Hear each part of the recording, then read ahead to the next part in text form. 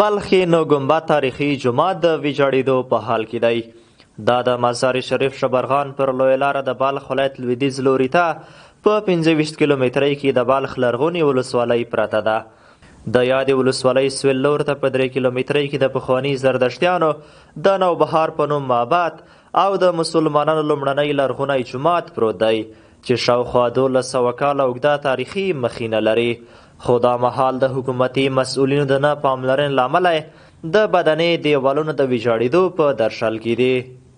د معلوماتو له مخې په 3مه پیړۍ کې د اسلام دوهم ستر خلیفه حضرت عمر فاروق رضی الله عنه نو ګنبد جومات چې د زردشتیانو او بودایانو ستر عبادت ځای یا معبد له منځه یوړ او د مسلمانانو په جامع جومات تبدیل کړ.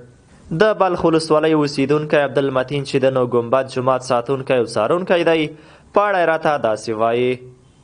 این مسجد که است مسجد نو گنبد است. این نو گنبد 9 تا گنبد داره و 16 دانه ستون داره.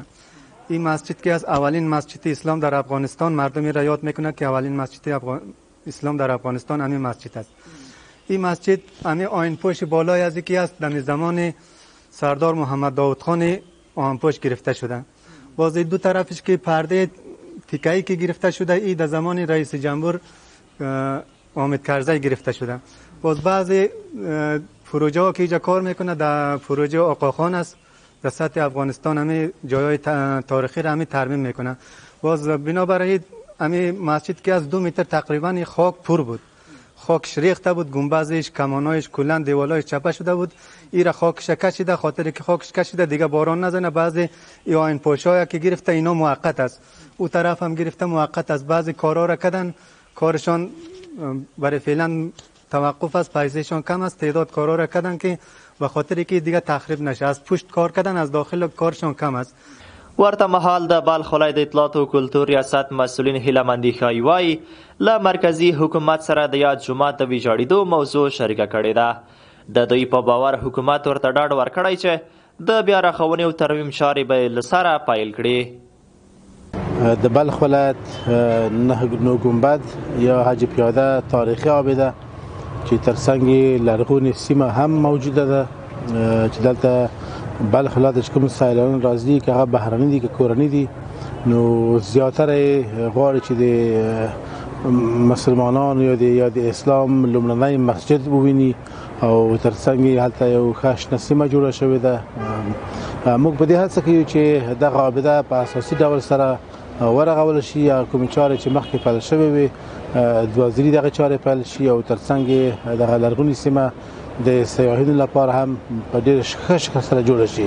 لومړی خو موږ دې وړاندیز کړی دی د اطلاعات او فرهنګ وزارت ته چې د دې لپاره یو انکشافي بودجه په پام کې ونیسي تر څو دا په اساسي ډول جوړه شي. همداراز یو شمېر بلخي اوسیدونکي او د هیواد له نورو ولایتونو څخه راغلي سیلانیان له حکومت څخه غوښتنه کوي چې تاریخي آباداتو ته د جدي پاملرنه وکړي ځکه د دوی په وینا لرغوني ځایونه د دوی لپاره ستره پانګه او ویاړ دی.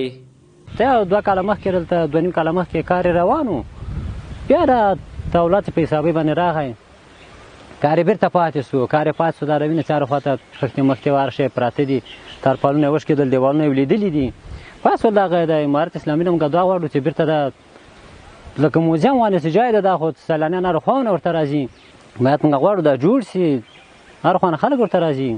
دا موږ یو داسې درته چې سرمایه دی موږ د افغانستان چې هر خواونه ورځي، دا خپله ځان ته د افتخار ځای ده. د موږ دولت و دغه تاریخي ځایونو ته ډېره پاملرنه وکړي.